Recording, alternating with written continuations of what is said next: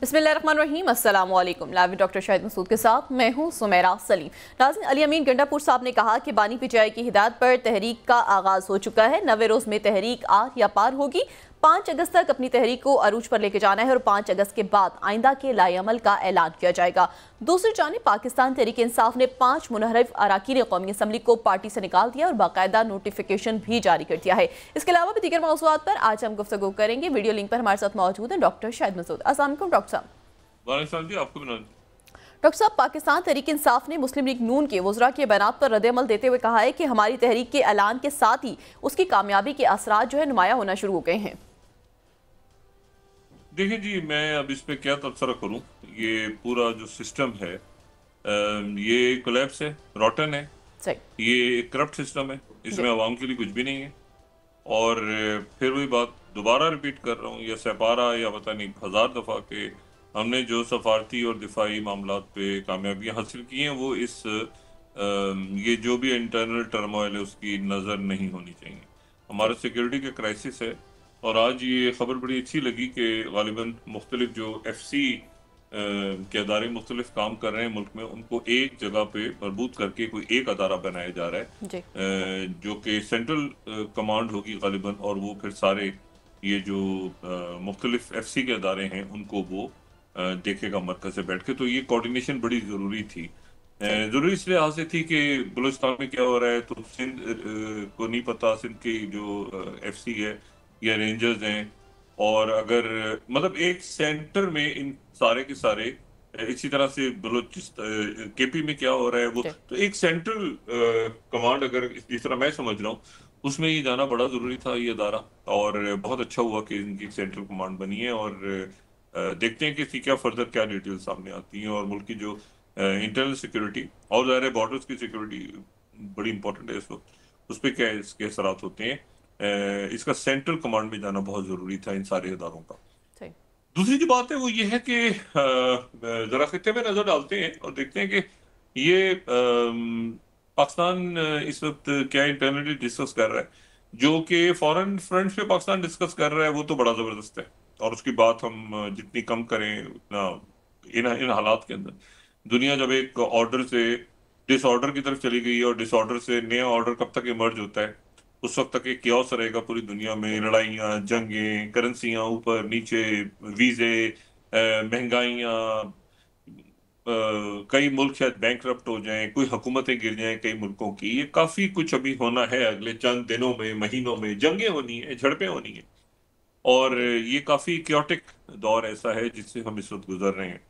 और उस क्योस के पाकिस्तान में जो मैन मेड क्राइसिस है ये हमने क्यों पैदा किया हुआ है इस वक्त, मैं इसको समझने से कासिर हूँ, बजाय इसके कि हम ये मैन मेड क्राइसिस को जितनी जल्दी ख़त्म करें और मुल्क में ज़रा अंदरूनी जो बदहाली है, अवाम का ये जो एलीट ऑफ द एलीटेस्ट है, इनका कोई अवाम से ताल्लुक नहीं।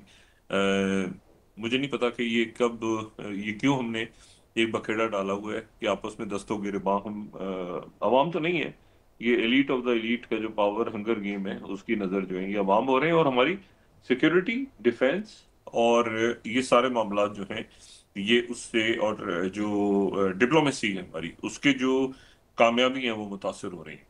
अच्छा, अब आ जाए जी जरा पिछले 24 घंटे और 48 घंटे बड़े तेज वाकयात हो रहे हैं पूरी दुनिया में। और उसमें एक जो अहम बात है वो ये है कि प्रेसिडेंट ट्रम्प कहीं फंस गए हैं बहुत से मामलात के बीच में। जो मैंने कल भी बात की थी कि उनका जो मेक अमेरिका ग्रेट अगेन या मेगा, उनका जो नारा था जिसमें उसमें कहीं बहुत बड़ी दरारें आ गई हैं। और की दरारें ये है कि उनका ये कहना था कि मैं जंगें खत्म करूंगा भाई, और मैं सारा पैसा जो अमेरिका वापस लाऊंगा और अमेरिका को ग्रेट अगेन बनाऊंगा। और लेकिन उसमें वो इंटरनली इतना क्योस क्रिएट हुआ है कि कभी वो टैरिफ लगा देते हैं, कभी वो टैरिफ वापस ले लेते हैं, कभी वो किसी को बुला के एक बात करते हैं, फिर दूसरा उनका आदमी दूसरी बात कर जाता है। उसके नतीजे में एक जो अमेरिकन प्रेसिडेंसी है वो इस वक्त अंदरूनी और बैरूनी महाजों पे वो उलझ चुकी है बुरी तरह। और एक ऐसा न्यू वर्ल्ड ऑर्डर इमर्ज हो रहा है। अब ये जो बात है इसको मैं यानी आप यूं समझें कि बहुत सोच समझ के इसको, एक ऐसा न्यू वर्ल्ड ऑर्डर इमेज हो रहा है, खुद ब खुद हो रहा है, क्योंकि एक ऑर्डर तो कोलैप्स हो गया है ना। अब नए ऑर्डर ने इमर्ज होना है। तो नया ऑर्डर जो इमर्ज हो रहा है वो एक ऐसे इमर्ज हो रहा है जिसमें कहीं हमें अमेरिका नजर नहीं आ रहा, यानी अमेरिका से हट के मुल्क आपस में जी। उन्होंने एक नए वर्ल्ड ऑर्डर को तश्कील देना शुरू कर दी है। सही। और उस वर्ल्ड ऑर्डर के अंदर जो है वो अमेरिका कहीं है ही नहीं। अमेरिका अगर होगा तो क्या वर्ल्ड ऑर्डर बनेगा, या अमेरिका के बगैर भी वर्ल्ड ऑर्डर बन सकता है। एक इस तरह से अलग से मुल्कों ने अपना आपस में राब्ते मुल्कों ने शुरू कर दिए। अच्छा, अब जरा शुरू करें, ये जियो पॉलिटिक्स ने तो जन्म लेना है ना गजा के कत्लेआम से। जी। तो गजा के कत्लेआम में हमास के जो रहनुमा है वो अभी तक इस वक्त जब मैं बात कर रहा हूँ वो कह रहे हैं हमारा स्टीव विटकॉफ से रब्ता है। और सही। स्टीव विटकॉफ ये कह रहे हैं कि मुझे ट्रंप ने कहा है कि हमास को इंगेज रखो। ना सिर्फ हमास, अच्छा ये मुज़ाकरात किससे हो रहे हैं, अब गौर करें, जी। ये हो रहे हैं अमेरिका और हमास के, ये हो रहे हैं अमेरिका और इस्लामी जिहाद के दरमियान जो मुज़ाकरात हो रहे हैं। यानी दो इस वक्त, यानी तीन बड़े आप समझ लें कि फलस्तीनियों की नुमाइंदगी है ना। तो फलस्तीनी अथॉरिटी है, जी। एक वो फ्रॉडिया था जो दौड़ गया, जिसने एक नई अरब रियासत बनाने का ऐलान किया था। जी। ये इसराइल की सपोर्ट थी उसको, और कुछ दीगर ममालिक भी उसको छोटी मोटी सपोर्ट कर रहे थे, चंदा वंदा दे रहे थे। तो वो जो है वो तो गायब हो गया, वो जो जाबरी। तो उसके पीछे तो लगे हुए फलस्तीनी कबाइल सारे, वो कहाँ गए हैं, किधर गए हैं, वो बारह छोड़े उसको। असल बात है कि तीन, एक फलस्तीनी अथॉरिटी है प्रेसिडेंट महमूद अब्बास की, वो हो सकता है आने वाले दिनों के अंदर उसको की कोई और शक्ल इख्तियार करे, उसकी नई लीडरशिप आए, कोई नए लोग इमर्ज जो, मरवान बरगूती हो सकता है उसको संभालें, हो सकता है कोई भी और संभाले। इधर हमास और इधर इस्लामी जिहाद, और उनके साथ भी मुआहदा तय हो गया कि जो अगला जो सेटअप बनेगा फलस्तीन का, इसका फलस्तीनी रियासत का, उसमें एक नई लीडरशिप होगी जिसमें सबका कंसेंसस होगा, और कंसेंसस हो चुका है। सही। उसमें रशिया भी है, उसमें चाइना भी है, उसमें अरब ममालिक भी है, सारे कुछ हैं। लेकिन वो बात है ना कि वो डर रहे हैं आगे, और अब उसकी नई कहानियां सामने आ रही हैं। देखें, जब ये ईरान पे हमला हुआ जी। इसराइल का, जी। ये ज़हन में रखें कि इसराइल का हमला नहीं था, अमेरिका का हमला भी था। और इसराइल उस दिन फारिग हो गया था, दूसरी दफा 1973 में भी इसराइल फारिग हो गया था। ये अगर अमेरिका उसकी मदद को ना आता, 67 में भी इसराइल फारिग हो गया था, अगर अमेरिका उसकी मदद को ना आता, फारिग हो गया था इसराइल।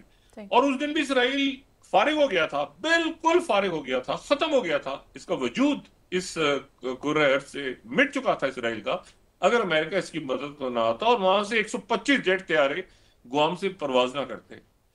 और उसके बाद जो है वो, लेकिन उसके बाद भी मामला अपनी जगह खड़े हैं। वो 12 दिन की जंग हुई, उसमें जो है वो भरकस निकाल दिया तल अवीव का और बाकी जगहों का ईरान ने।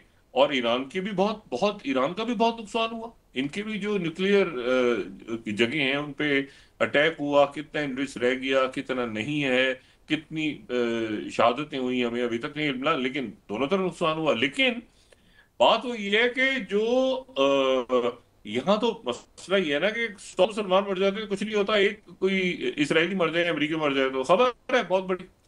उन्होंने जो भुरकस निकाला इसराइल का, जी। और जो मोसाद हेडक्वार्टर, और फिर हुतीज ने उनका भुरकस निकाल के रखा हुआ है, और जहाज डुबो दीजिए पानी में। और फिर जो कल खबर आई कि जी उनका तो जियो स्टैटिक डोम जो था वो भी अल उदैद एयर बेस के ऊपर, उसको भी हिट कर दिया। तो वो भी अरब ममालिक के लिए बड़ा मसला है भाई, कि आप यहाँ पे हमारे मुल्कों में मौजूद हैं अपनी बेसिस लेके, लेकिन आप एक ऐसा खतरा पैदा कर रहे हैं पूरी दुनिया के लिए कि हम आपको कब तक बचाएंगे ना। आप हमें हमारी बात सुनते हैं, हम मीडिएशन बीच में कर रहे हैं। कतर ने बड़ा प्यारा रोल प्ले किया है, सऊदी अरेबिया ने बड़ा अच्छा, बहुत खूबसूरत रोल प्ले किया है इन मुल्कों ने ये गजा के कत्लेआम को बंद कराने के लिए।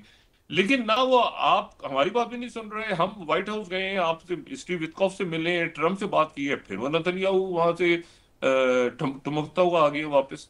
तो मसला ये, किसी की बात तो आप सुने ना, वरना ये हमारे मुल्क भी खतरे की जद में आ जाएंगे कि आपकी ये बेसी नहीं यहाँ पे। या फिर बराए मेहरबानी आप, जैसे इराक ने आपसे कहा हुआ है कि जी आप जगह खाली करें, यहाँ से जाए, जाके चाइना में से लड़े जहाँ पे जाना है, हमारे मुल्कों को तो मसाइल में डाल रहे हैं। तो ये एक बड़ी अजीब सी बात है कि उनका अलुदैद एयरबेस जो है उसका डोम डैमेज हो गया, जो कल पीबीएस ने भी सैटेलाइट इमेजेस चलाई और बाकी एसोसिएटेड प्रेस ने भी चलाई। तो ये बड़ी खौफनाक बात है कि उनका जो सिस्टम है, यानी अमेरिका का सिस्टम, वो तो हुतीज और ईरान के काबू नहीं आ रहा। अभी चाइना और रशिया को छोड़ दें आप। जी। अच्छा, यानी आप ये देखें कि वहां पर आयरन डोम किया, यस। वहां पर डेविड स्लिंग किया इसराइल का, ये सारे फारिग कर दिए ये हुतीज ने। सही। और हुतीज जो हैं वही कहते हैं कि दरमियान में से अरब मुल्क हट जाएं सारे, तो हम तो इसको हिट करेंगे, और यहाँ से कोई जहाज, और जहाज डुबो दिए उन्होंने। अब मसला ये है कि ये बड़ी एक एम्बैरसिंग सूरत हाल है प्रेसिडेंट ट्रम्प के लिए, और वहां पर जो इंटरनल ये मेक अमेरिका ग्रेट अगेन की जो उनकी बेस थी, उसके अंदर फटा पड़ा हुआ है ये जेफरी एप्स्टीन फाइल्स के ऊपर। कल भी मैंने बात की थी जी कि उनके बिल्कुल। डिप्टी डायरेक्टर जो है वो रिजाइन करने का सोच रहे हैं, और कैश पटेल चले जाएंगे साथ ही। कैश पटेल की तरफ से कहा गया है कि जी मैं रिजाइन कर जाऊंगा अगर आपने इस पे ज्यादा मसाइल खड़े किए, तो मैं भी इसके ऊपर रिजाइन कर दूंगा, और मैं तो रिजाइन होकर चला जाऊंगा।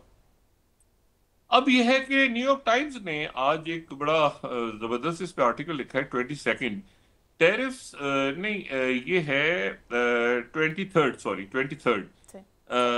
Make America great again steering itself apart.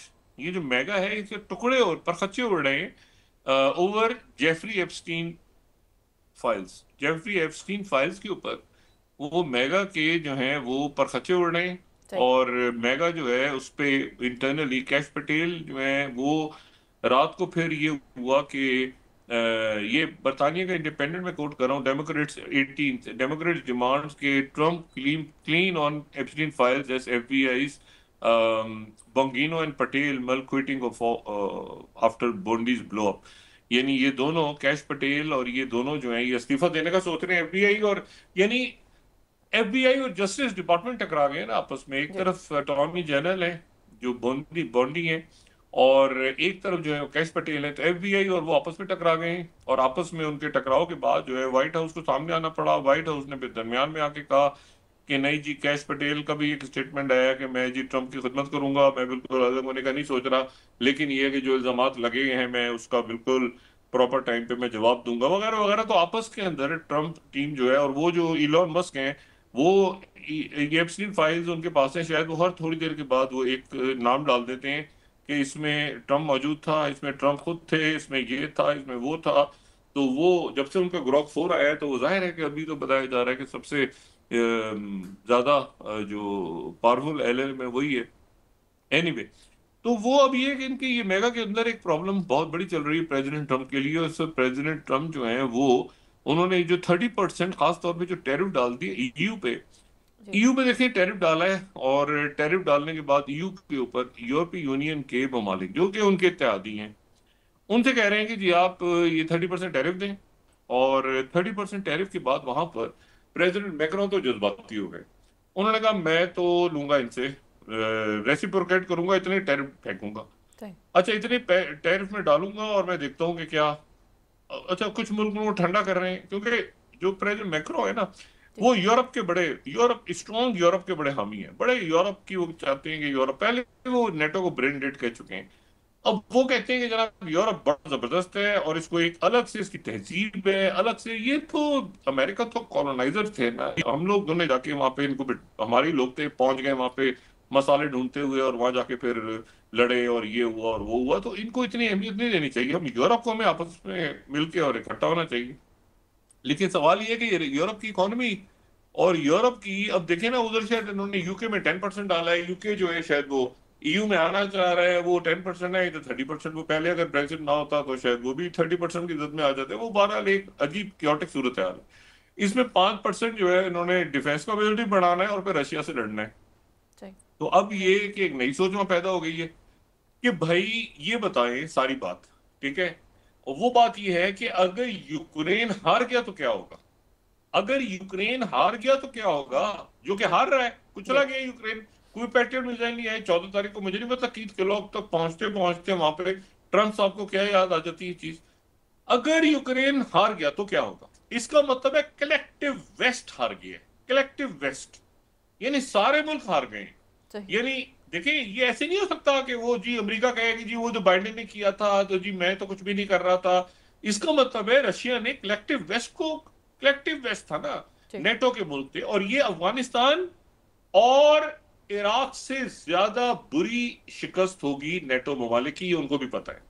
उन्होंने बहुत बड़ी गलती की थी। कुछ आए थे इराक में, कुछ नहीं आए थे, लेकिन अफगानिस्तान में आके उन्होंने बहुत नुकसान उठाया था। अब यह है कि अब तो उनके दरवाजे पे हो रही है ना जंग। पहले तो जंग अफगानिस्तान में हो रही थी, इराक में था जो भी मसला था, लीबिया में था जो भी था, अब तो उनके दरवाजे पे हो रही है। और वहां पे महंगाई है, बेरोजगारी है, इमिग्रेंट्स आ गए हैं, डेमोग्राफिक चेंजेस हैं, और अभी बहुत बड़ा उनके लिए प्रॉब्लम खड़ा है, और वो बहुत बड़ा प्रॉब्लम उनके अफ्रीका खड़ा है, जो उनकी फॉर्मर कॉलोनाइज हैं। और उनके मुल्कों में इतना सोना है कि जितनी उनकी जीडीपी नहीं है, वो सारा वे अफ्रीका से लाके सोना उन्होंने अपनी तिजोरी में सजाए हुए, जो कि उनकी कॉलोनीज थी, और फिर मुआहदे किए हुए उनके साथ, कैसे जी हम आपको ये करेंगे वो करेंगे, तो सोना उठा के उनका सारा यहाँ पे लाके रखा हुआ है।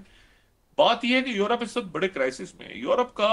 और यूरोप के बारे में कई इकोनॉमिस्ट ये कहते हैं कि यूरोप आने वाले दिनों में शायद बैंकरप्ट हो जाए, बैंकरप्ट हो जाए कई मुल्क यूरोप। तो यूरोप ने अपनी इकोनॉमी को खड़ा करना है। अब ये एक जंग उनके सर पे डाल दिया कि ना वो इसे पीछे हट सकते हैं। अच्छा, फर्ज करें अगर पुतिन ये जी जंग जीत गए, जी तो वो फिर उसके बाद आपके ख्याल से रुकेंगे? यूरोप को ये यकीन है इस बात का कि वो आगे बढ़ेंगे, ठीक है, वो आगे बढ़ के और वो जो सारा ईस्टर्न फ्लैंक है उसको वापस ले जाने की कोशिश करेंगे। यूरोप के अंदर ये भी डर है। फिर जर्मनी के से खासे ताल्लुकात हो गए थे, वो नॉर्थ स्ट्रीम पाइपलाइन उड़ा दी सीआईए ने। अब तो जी बात ये है कि अब ये उधर फिर अपने अलाइज को थोड़ा सा तो आप उनको दें कि भाई आप हमारे साथ खड़े रहे। 30% टैरिफ पे अच्छा जी डील करें, अच्छा जी माफी मांगे, अच्छा जी मुलाकात करनी है, ये करने हैं, तो कई मुल्क ठंडा कर रहे हैं प्रेसिडेंट मैक्रोन जो है वो कह रहे हैं कि अच्छा नहीं, ये इस का तो कोई इतबार नहीं है इसकी बात का। और वो जो है वो एक अलग यूरोप ने अब इस दौरान क्या हुआ है, मैं जो बात आपसे क्या कह रहा हूँ वो क्या कह रहा हूँ जी कि नया वर्ल्ड ऑर्डर इमर्ज हो रहा है। देखिए इंडोनेशिया जो है, इंडोनेशिया के जो प्रेसिडेंट हैं, इंडोनेशिया के प्रेसिडेंट, वो बराह रास्त अब डील कर रहे हैं आके यूरोपीय यूनियन के साथ। सही और यूरोपीय यूनियन के साथ वो डील कर रहे हैं आके zero tariff trade deal. Zero tariff trade deal ये इंडोनेशिया ईयू के साथ डायरेक्ट कर रहा है, अमेरिका नहीं है। जी अमेरिका ने जो इंडोनेशिया के साथ करना करता रहे, इंडोनेशिया के, और मैं यहाँ कोट कर रहा हूं आपको, ये जकार्ता पोस्ट 30 सेकंड स्लाइड कि उनके जो प्रभु हैं वो ईयू लीडर से मिल रहे हैं ब्रसल्स में, और वो फाइनलाइज करने जा रहे हैं zero tariff trade deal. Zero tariff, कि भाई तिजारत आपको ये चीज चाहिए, हमें ये चीज चाहिए, आपको ये चीज हमें। जैसे होता है कि मुल्क दुनिया में सुकून चैन से रहे, कोई किसी को ब्लैकमेल नहीं कर रहा, कोई किसी को तंग नहीं कर रहा। इंडोनेशिया बिजनेस पोस्ट देखें आप, E33, इंडोनेशिया एंड यूरोपीय union near major trade deal promising zero tariff on key exports. अब अगर ये मुल्क सारे के सारे जो है, मेरा ख्याल है बरतानिया के साथ जो है वो इंडिया भी करने जा रहा है डील बराह जी रास्त। मैंने आपसे कहा कि ऐसा ग्लोबल ऑर्डर एक इमर्ज हो रहा है जिसमें माइनस अमेरिका, अमेरिका साइड पे खड़ा है, और बाकी मुल्क जो है वो आपस में डील कर रहे हैं कि भाई ठीक है आप हमारे साथ आ जाएं। कुछ ब्रिक्स में है, कुछ ब्रिक्स में नहीं है, उससे हटके भी वो डील कर रहे हैं डायरेक्ट कि भाई हमारा जी आपके साथ मामला है यार, डायरेक्टली हम आपस में आपके साथ डील करते हैं। वो लगानी है 30%, 40%, 50% वो लगाते रहे, तो पूरी दुनिया आइसोलेट करके तो फिर कैसे जिएंगे आप? ये प्रेसिडेंट ट्रंप को देखना है। अच्छा, तो अब बात यह है कि ये कई मुल्क जैसी जो आसियान में हुआ, ठीक है ना, मार्को रूबियो के साथ, वो 36 घंटे में उनके पास बेचारों के पास कुछ कहने के लिए था ही नहीं वहां पे। सारे मुल्क आसियान के थे, और वो ऐसे मुल्क जो कि बहुत ज्यादा जिनकी जीडीपी नहीं है, मेहनती लोग हैं, अच्छे लोग हैं, काम करते हैं, एक्सपोर्ट्स करते हैं अपनी, उनके किसी को ब्लैकमेल कर रहे हैं आप, दूसरे को ब्लैकमेल कर रहे हैं आप, तीसरे को ब्लैक। तो प्रेसिडेंट ट्रंप जो है इस वक्त तक तो वो बिल्कुल वो परेशान भी हैं। लेकिन ये है कि अब वो उनका ईगो भी है, ईगोइस्टिक भी है, परेशान जी भी हैं, चाहते भी हैं कि सुकून आ जाए। सुकून कैसे आए उसकी कोई उसका तो अंदिया नजर नहीं आ रहा। अच्छा, इस दौरान वो आपस में लड़ाई हो जाती है, कभी कैश पटेल की, कभी वो इलॉन मस्क की, कभी डॉज वाले खड़े हो जाते हैं, कोई 1400 लोग निकाल दिए उन्हें स्टेट डिपार्टमेंट से, ये कर दिया, वो कर दिया, फलां कर दिया, ये कर दिया। उन्होंने गोल्डन कार्ड निकाला, आपको याद है गोल्डन कार्ड? जी पता नहीं कितने 50 लाख या कितने लाख डॉलर दो तो गोल्डन कार्ड लो। वो जी भी ठुस हो गया, लोगों का दिमाग खराब है, लोग जाके इतना पैसा देके अमेरिका में रहेंगे, जाकर रोज वहां पे जलील होंगे। तो जो ऑलरेडी रहते हैं लीगली उनको उठा उठा के फेंक रहे हैं, तो नए लोग क्यों जाएंगे भाई वहां पे? तो वो जो है वो सिर्फ वहाँ रहने की परमिशन मिलेगी, और बाकी काम धंधा अपना शुरू करें, अरबों रुपया और लगाएं, और फिर वहां पे नेशनैलिटी लें, क्या जरूरत है भाई? तो वो भी ठुस हो गया सारा का सारा। फिर एक और देखें बड़ी खौफनाक बात हुई है। वो जो खौफनाक बात हुई है वो ये हुई है कि जो F-15 तैयारे हैं, जी F-15 तैयारे, मैं अभी F-35 की बात नहीं कर रहा, जी मैं F-15 तैयारों की बात कर रहा हूँ। F-15 तैयारे, ये मैं इसराइल नेशनल न्यूज कोट कर रहा हूँ, फर्स्ट स्लाइड, मिड ईयर में हवाओं में हमले के दौरान F-15 तैयारों को अगर फौरी तौर पे मिड एयर फ्यूल उनको ना मिलता, तो वो तेहरान के ऊपर ईरान की एयर स्पेस में उनका क्रैश होने जा रहा था, या क्रैश हो जाता जहाज, जी। या इमरजेंसी लैंडिंग की जरूरत पड़े। सही। अब आप मुझे ये बताएं कि ये F-15 तैयारे जो हैं, अगर यानी ये बाल बाल बचे हैं, वरना ये जहाज ईरान के अंदर क्रैश होते या क्रैश लैंडिंग इनको ईरान से कहना पड़ता कि हम हमला करने आए थे भाईजान, हमें तरह उतरने दो। ये सूरत हाल बनी है। ये फर्स्ट लाइट में कोट कर रहा हूँ, जी। ये इसराइल नेशनल न्यूज की। और फिर उसके बाद आप ये देखें कि जेरूसलम पोस्ट का कह रहे हैं, सेकंड जो Israeli air force pilot almost emergency landed in Tehran during strikes over fuel. अब मुझे ये बताएं कि ये आपको याद होगा कि जब ये चल रहा था, ईरान पे हमला हो रहा था, तो जी। ईरान बार बार कह रहा था कि F-35 तैयारे हमने एक गिरा दिए हैं, नहीं दो गिराए हैं, अच्छा जी हमने कितने, और हमारे पास खातून पायलट हैं। याद जी। है तुम्हारे, जी। खबरें चल रही थी, कुछ नहीं पता अभी हमें, कुछ भी नहीं पता। बहुत सारी डिटेल्स देखें, मीडिया के लोग बात करते हैं, हम भी बात सुन लेते हैं, उनसे कुछ शेयर करते हैं, लेकिन जाहिर है कि बहुत कुछ ऐसा है जो पस मंजर में हुआ है। क्या कोई जहाज वाकई गिरे हैं, और क्या कोई खातून पायलट ईरान के पास थी, जिसके नतीजे में एकदम जंग बंद करनी पड़ी उन्हें? क्योंकि अगर हुतीज, ईरान को तो छोड़ दें, अगर हुतीज जो हैं वो दो जहाज गिरा सकते हैं, और हुतीज जो हैं वो इस वक्त जो है आपको पता है तो 75 तो कोई 45 F-35 तैयारे हैं इसराइल के पास, या 75 हैं शायद। और उन्होंने यहाँ पर $3 बिलियन के मजीद इसराइल ने ठेके लिए कॉन्ट्रैक्ट किए हुए हैं कि 25 और F-35 तैयारे दिए जाए। F-35 तैयारे जो हैं स्टील तैयारे हैं, लेकिन वो बड़े जदीद तैयारे हैं। लेकिन इन तैयारों पे बड़े सवालात उठ चुके हैं। आपको याद होगा, ये पूरा हमने एक नशिश की थी कि F-35 तैयारे जी। कितने अच्छे हैं, क्या इंडिया को लेने चाहिए। इंडिया ने जब सौदा किया था तो उस वक्त हमने बात की थी कि कितने कितने कारआमद है, क्योंकि इलॉन मस्क खुद अमेरिकन को डंप कर रहा है। अब वो F-35 तैयारे जो हैं वो इनके पास, इसराइल के पास थे, लेकिन वो इसराइल के पास जो हैं वो क्या गिर गए, रह गए, क्या बना, किसी को नहीं पता। लेकिन वो जंग एब्रप्टली खत्म हुई। ठीक है ना, अमेरिका ने भी अपने वो विड्रॉ किया और इसराइल ने भी विड्रॉ किया, मगर क्यों किया? जी। ये बिल्कुल वही सवाल है जो इंडिया से पूछते हैं पाकिस्तान के, तुमने क्यों किया? अगर तुम जंग में जीत रहे थे तो तुमने विड्रॉ क्यों किया? जहाज गिरने पे विड्रॉ किया, 6 राफेल तैयारे गिरने पे विड्रॉ किया, या ट्रम्प की कॉल पे विड्रॉ किया? यही सवाल जो है ये ईरान और इसराइल की जंग का भी है कि आखिर इसराइल ने जंग क्यों रोकी और अमेरिका क्यों वापस हो गया? जी। क्या इनरिचमेंट यूक्रेनियन जो है सारी खत्म हो गई थी, या वो बाकी थी?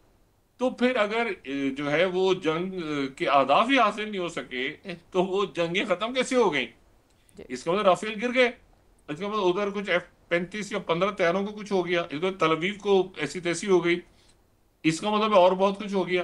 तो बात ये, इसी तरह हम इंडिया से पूछते हैं कि भाई बताएं कि प्रेसिडेंट ट्रम्प के कहने पे रोका है या जहाज गिराने पे रोका है? भाई कोई वजह तो है ना, जंग जो ऑपरेशन सिंदूर को जी। अचानक रोकना पड़ गया, तो क्यों रोकना पड़ा? कोई उसकी वजह तो होनी चाहिए ना, कि जंग जीते रहते, जीतते रहते, जीतते रहते, जीतते रहते। अच्छा, बहरहाल, तो ये एक ऐसे सवाल आते हैं जिनके जवाब आते हुए मिलेंगे, और रोज एक कहानी सामने आ जाती है। तो अब एक और नाम आ गया है, और वो जो नाम है वो है ये एक और कंपनी जनाब निकली है, और उस कंपनी का नाम है फोर्डो, सॉरी, फॉगबो, FOGBOW, फॉगबो। अब ये फॉगबो जो है, जी। ये फॉगबो एक अमेरिकन कॉन्ट्रैक्टर कंपनी है। और ये अमेरिकन कॉन्ट्रैक्टर कंपनी जो है, ये भी कहीं गजा ह्यूमैनिटेरियन फाउंडेशन की तरह, इसने भी अपने राब्ते वगैरह बड़े अच्छे रखे हुए थे। ये इनके साथ बॉस्टन ग्लोबल जो कंस्ट्रक्शन है उनके साथ। अच्छा, इनके ऊपर जनाब आज पूरी एक स्टोरी छापी है, फाइनेंशियल टाइम्स तो लगा हुआ है ना, हाथों के पीछे पड़ा हुआ है। 24th स्लाइड हम देखें कि के जो बॉस्टन ग्लोबल ये जो कॉरपोरेशन है, इन्होंने 1 मिलियन, 24th स्लाइड में कोट जी। कर रहा हूँ, 24th, इन्होंने $1 मिलियन जो है पहले ही इन्होंने कमा लिए गजा एड प्रोजेक्ट के नाम पे। सही। लेकिन इसमें फिर एक और कंपनी का नाम आ रहा है, जिसका नाम मैंने पहले आपको बताया, वो है फॉगबो के नाम से। ये फॉगबो जो कंपनी है, ये जी। फॉगबो कंपनी जो है, ये भी एक अमेरिका की के साथ लिंक्ड है। सही। और ये जो है, ये अगर इनकी वेबसाइट हम दिखा सकें, तो इनकी वेबसाइट पे जाके भी पता चलता है कि जिसमें तो बड़े बड़े सूरमा है।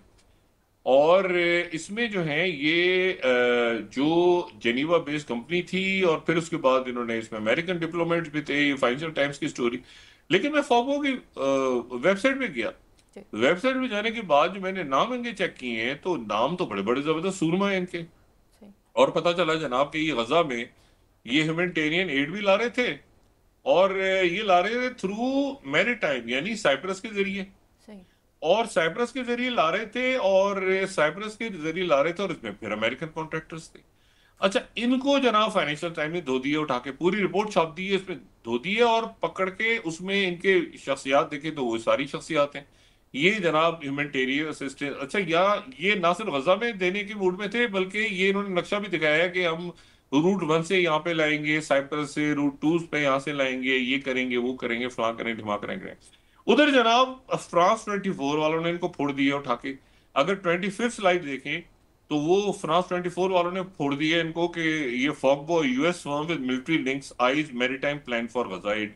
वो मैरीटाइम, वो फ्रांस वाले पीछे लगे हुए इनके।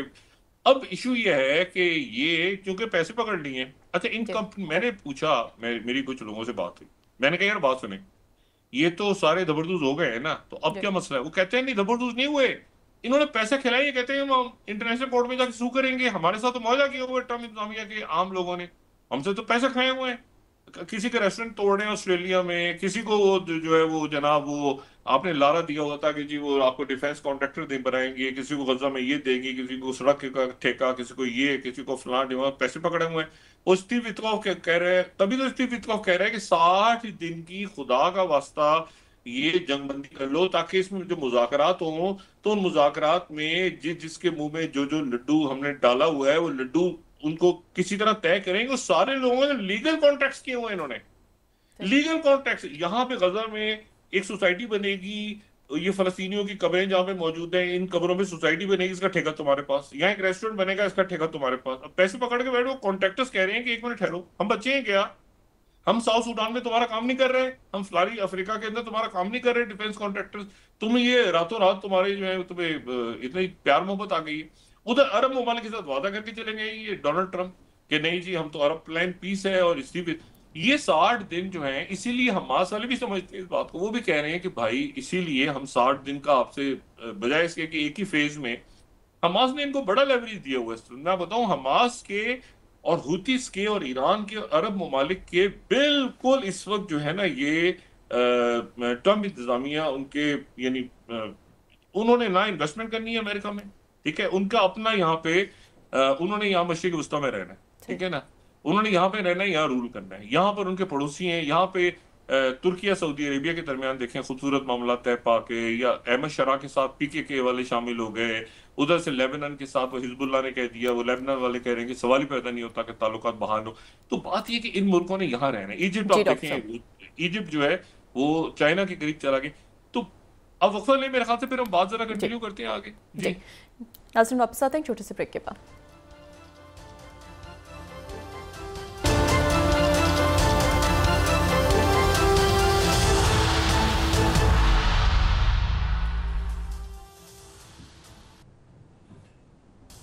वेलकम बैक नाज़रीन। तो डॉक्टर साहब आप ये कहते हैं कि गजा सीज़ फायर में ताख़ीर की वजह यह है कि बहुत से लोग जिनको प्रोजेक्ट्स के लिए पैसे दिए गए थे वो पैसे वापस मांग रहे हैं। वो पैसे वापस मांग रहे हैं। उन्होंने कहा है कि जी आपने में इतने सारे ठेके दिए हुए थे और हमने मुख्तलिफ प्रोजेक्ट्स वहाँ बनाने थे। अच्छा, मैं इस पे बात करने से पहले देखें, एक तो एससीओ की कॉन्फ्रेंस शुरू हो रही है दोबारा वज़ीर ख़ारिजा की, तो वहाँ पे इंडियन फॉरेन मिनिस्टर जयशंकर जा रहे हैं, जो बड़ा अच्छा है, बड़ा अच्छा फोरम है। और इस पे लेकिन वहाँ वो जा रहे हैं, और उससे पहले चाइना की तरफ से ये बात हुई है कि जी दलाई लामा के ऊपर बड़े कंसर्न शो हुए हैं। इससे पहले जो वो गए थे वहाँ पे उनके राजनाथ सिंह, तो वहाँ पे मसला खड़ा हुआ था एससीओ के अंदर के बलोचिस्तान के ऊपर, और पगलाम में जो दहशतगर्दी हुई और बगलाम में जो हो रही है, तो जो जो बलोचिस्तान में हुई है दहशतगर्दी, उसमें उन्होंने भारत का नाम लिया था, लेकिन जो बगलाम में हुई थी उसकी कंडेमनेशन की थी, और पाकिस्तान का नाम नहीं लिया था। लेकिन अब वो चाइना और इंडिया के दरमियान बराह रास्त एक दलाई लामा इशू जो इंडिया ने खड़ा किया है। जी। लेकिन मैं उससे हट के ये जो एक उनकी रिपोर्ट आई है, जी। ये जो उनका प्लेन क्रैश हुआ था, देखिए मैं कोई एविएशन एक्सपर्ट नहीं हूँ, ये उनकी जो 15 सफात की एक रिपोर्ट आई है, बड़ा अफसोसनाक वाकया वो पेश आया। उसमें 260 अफराद जहाँ भाग हुए, वो प्लेन ने टेक ऑफ किया 12 जून को, और 12 जून को प्लेन टेक ऑफ करने के बाद जो है वो फौरन ही टेक ऑफ किया, फौरन ही वो क्रैश हो गया। अच्छा, अब उसकी जो 15 सफात की रिपोर्ट आई है, मैंने उसको रिपोर्ट को खुद भी देखा, मैंने लोगों से मशवरा किया, मैंने कहा भाई मुझे बताएं कि ये जो है ये किस तरह से ये कैसे इसको कैसे इंटरप्रेट कर रहे हैं आप। तो उन्होंने इसको पढ़ के मुझे, वो पढ़ चुके हुए थे बहुत सारे लोग, और ये पाकिस्तान से बाहर भी मैंने दो चार लोगों से बात की सही। जिनका बड़ा जबरदस्त ये खलीजी ममालिक के अंदर बड़ा एक्सपीरियंस है, उन्होंने बड़ी लॉन्ग फ्लाइट, वो इसको नहीं यार ये हमने, मतलब उन्होंने कहा कि हमने बोइंग फ्लाई किए हैं और बड़ी लॉन्ग फ्लाइट्स की, में ऐसा कभी हुआ नहीं है कि वो फ्यूल ट्रांसिशन जो है वो बंद हो जाए, जो दो इंजन्स हैं उनके दरमियान जो है वो फ्यूल को रोक दिया जाए, और उसके बाद जो कॉक पायलट से जो कॉक पायलट में मौजूद एक पायलट हैं वो दूसरे से पूछ रहे हैं कि ये जो फ्यूल का टैंक है ये तुमने बंद कर दिया है, तो वो कह रहे हैं मैंने तो बंद नहीं किया। और उसके बाद वो फौरी तौर पे जो है, यानी फ्यूल का टैंक बंद हुआ हुआ है जहाज का, सही। दोनों टैंक्स हैं, दोनों टैंक्स बंद हो गए हैं, वो जहाज फ्लाई कर गया है, दोनों फ्यूल के टैंक्स बंद है। एक पायलट दूसरे से पूछ रहे हैं तुमने किया है, वो कह रहे हैं मैंने नहीं किया। उसके बाद वो ऑन करते हैं लेकिन उस वक्त तक ताखिर हो जाती है, और जहाज जो ऊपर परवाज कर रहा था वो परवाज करते करते जहाज जो है वो गिरता है नीचे, सारे मुसाफिर भी उसमें चले जाते हैं, एक मुसाफिर उसमें बच गए थे गालिबन, और बाकी जो है लोग हैं उस इमारत के अंदर। अब ये जो रिपोर्ट है, ये रिपोर्ट इतनी एक, मतलब एक, क्या मैं लफ्ज, इतने बेहुदा अंदाज में लिखी गई है, इसमें कोई सेंस नहीं है। उसकी वजह से वो मुख्तलिफ कंस्पिरेसी थ्योरी जन्म ले रही हैं, कोई सेंस नहीं है। या तो बोइंग वाले इसकी वजाहत करें आके कि उन्होंने ये किस तरह से ये जहाज ये कैसे, मतलब है कि दो फ्यूल टैंक्स हैं और फ्यूल टैंक्स को, अच्छा फिर या तो ये वाकया हुआ है कि वो फ्यूल टैंक्स के दरमियान कोई कोई मेटालिक मेटालिक चीज होती है, गालिबन वो डिस्कनेक्ट हो गई तो वो फ्यूल टैंक्स आपस में, लेकिन फिर वो एक पायलट ने क्यों बंद कर दिया? मतलब ये पायलट ने क्या सुसाइड का उनका था, ये सुसाइडल मिशन पे थे जो उन्होंने बंद कर दिया उसको, दूसरे ने कहा कि खोलो लेकिन ताकीर होगी, जहाज गिर गया, क्या खुदकुशी का वाकया है तो पायलट का, कि पायलट ने वो पूरा जहाज गिरा दिया? ये इतनी एक अजब अंदाज में रिपोर्ट आई है सामने, इसने बेशुमार सवालात को जन्म दे दिया, और मेरा ख्याल है कि इंडिया में इस पर डिस्कशन भी हो रहा है। मैंने में काफी लोगों से बात की, उनके मीडिया को भी, लेकिन उसका इसके सवाल का जवाब कहीं नहीं था कि ये कैसे मुमकिन है, या तो बोइंग जिम्मेदार है, या ये है कि जो रिपोर्ट लिखने वाले हैं उन्होंने इस रिपोर्ट के अंदर पूरी बात नहीं लिखी। इसके अंदर जो असल बात है वो तो जी। ये बताए ना कि ये मतलब असल बात तो समझ में आए ना कि वो आखिरी आखिरी लम्हात में क्या हुआ पायलट्स के। और इसमें सिर्फ मुझे किसी ने कहा कि इसमें सिर्फ ऐसा नहीं होता कि इसमें सिर्फ उनकी गुफ्तगू की जो रिकॉर्डिंग है कॉकपिट के अंदर जो उन्होंने की है, वॉइस रिकॉर्डर, वो मिल जाए तो उससे हट के जो पल्स वगैरह होती है, इलेक्ट्रिकल पल्स वगैरह, उससे भी अंदाजा होता है कि किस वक्त कौन सा इंजन बंद हुआ है, कौन सा नहीं हुआ, किसने खोला है, किसने नहीं हुआ। तो वो सारी डिटेल्स इनको अवाम के सामने लानी चाहिए, क्योंकि ये बड़ा अफसोसनाक वाकया है। और ये ग्लोबल लेवल पे, ये सिर्फ इंडिया तक तो हम बातें कर रहे हैं ना, लेकिन ग्लोबल लेवल पे बोइंग के ऊपर बड़े सवालात उठ रहे हैं कि भाई ये कैसे पॉसिबल है। तो मेरा ख्याल है कि इसके ऊपर एक प्रॉपर एक इन्वेस्टिगेशन होनी चाहिए बोइंग के लेवल पे भी, और इंडिया के जो जिम्मेदारान हैं वो भी इसके ऊपर एक प्रॉपर इंक्वायरी करके, 15 सफात है वो बिल्कुल यूजलेस, क्योंकि उसमें मेरा ख्याल है एक पैराग्राफ है जिसमें कोई ढंग की बात है आखिर में, बाकी तो ऐसे ही है ना प्रोसीजरल बातें, एक जहाज था तो ऐसे था तो ऐसे था तो ऐसे था। तो मैं तो उसको कम से कम जितने लोगों से मेरी बात हुई वो डाइजेस्ट नहीं कर पाए। एक तो उसकी प्रॉपर रिपोर्ट आनी चाहिए, ये बड़ा जरूरी है, ये सिर्फ इंडिया की बात नहीं है, पूरी दुनिया, ये इंसानियत, ह्यूमनेशन, ये जो ह्यूमैनिटी है उसके लिए बड़ा जरूरी है। और अगर इसमें कोई क्रुक्स इन्वॉल्व हैं, ये बोइंग बोइंग के या बाकी किसी भी लॉकहीड मार्टिन और इस टाइप के लोग हैं, तो उनको भी खड़े होना चाहिए आके कटहरे में, और ये पूरा पूरा वजाहत करें कि ये जहाज के अंदर कैसे हुआ है। और अगर पायलट इन्वॉल्व है तो वो तो बहुत ही अजीब सी बात है। बहरहाल ये रिपोर्ट बड़े भोंडे अंदाज में सामने आई है, और इसीलिए वो वहाँ बहुत ज्यादा डिस्कशन हो रहा है, और मेरा ख्याल है कि इसकी कंप्लीट एक इंक्वायरी, प्रॉपर इंक्वायरी होनी चाहिए, और इंटरनेशनल लेवल पे होनी चाहिए, और ये सामने आना चाहिए कि ये जहाज कैसे क्रैश हुआ, ये बदकिस्मत वाकया जो है ये कैसे पेश आया वहां पे। अच्छा, एक तो बात ये होगी, दूसरी जो बात है वो ये है कि मैं जो आपसे पहले भी कह रहा हूँ कि मुख्तलिफ मुल्क आपस में जी। एक ऐसा नया वर्ल्ड ऑर्डर बना रहे हैं, और उस वर्ल्ड ऑर्डर में अब ये हुआ है कि एक नया मुल्क रशिया के साथ मिलके लड़ने आ रहा है, यूक्रेन का ये इल्जाम है, और ये मैं 37 स्लाइड कोट कर रहा हूँ, वो रशिया के साथ मिलके यूरोप में ये 37 स्लाइड के मुताबिक ये यूक्रेन का दावा है कि लाओस भी आ रहा है अब नॉर्थ कोरिया के साथ जी। रशिया में, और रशिया में आके वो मिलेगा, लड़ेगा अगेंस्ट यूरोप। तो ये 37 तक 19 न्यूज जी। को कोट करूं तो वो उसमें लाओस भी आ गया। अब ये तो जो ये जो मैं कहता हूँ ना, ये ग्लोबल वॉर है, तो इसमें तो ये साउथ ईस्ट एशिया के मुल्क यूरोप पहुंच रहे हैं लड़ने के लिए।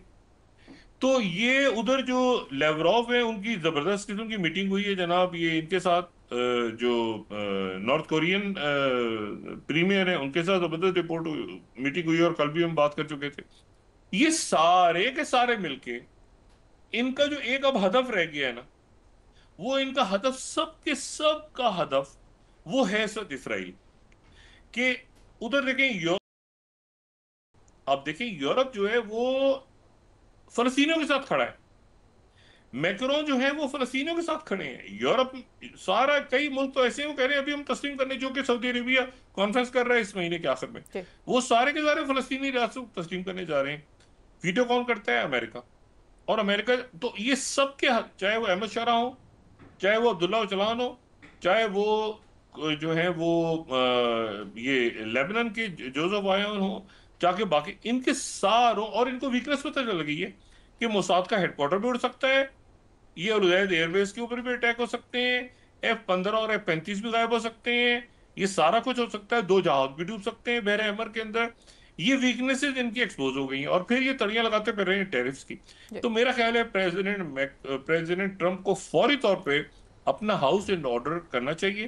सही। पेशतर इसकी कि वो दुनिया को ठीक करने चलें, पहले वो अपने आप को ठीक करें, पहले वो दुनिया को बताने चलें, डिक्टेट कराने चलें कि तुमने ऐसे करना है। पहले वो अपने लोगों को डिक्टेट कराएं कि भाई हमने ऐसे करना है और तुमने ऐसे करना है, ठीक है ना, अपनी टीम को, जी। मेगा टीम को।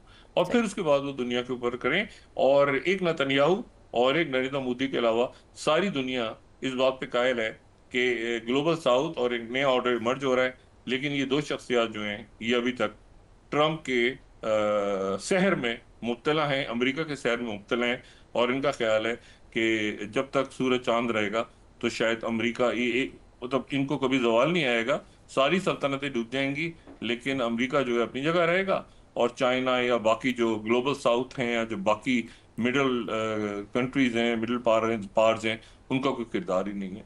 तो देखते हैं आने वाले दिनों के अंदर इंडिया के जो बाशऊर अवाम हैं वो किस तरह से फोर्स करते हैं अपनी लीडरशिप को कि वो इंसानियत के रास्ते पे चले। जी जी, बहुत शुक्रिया डॉक्टर साहब। नाज़रीन, इसके साथ ही आज का प्रोग्राम अपने इख्तिताम को पहुंचा। मुझे सुमेरा सलीम को इजाज़त दीजिए। अल्लाह निगहबान। जी डॉक्टर साहब। अपना दोस्तों रिश्तेदारों गुर्दो नवाह के लोगों का सब ख्याल रखिएगा। अल्लाह हाफिज़।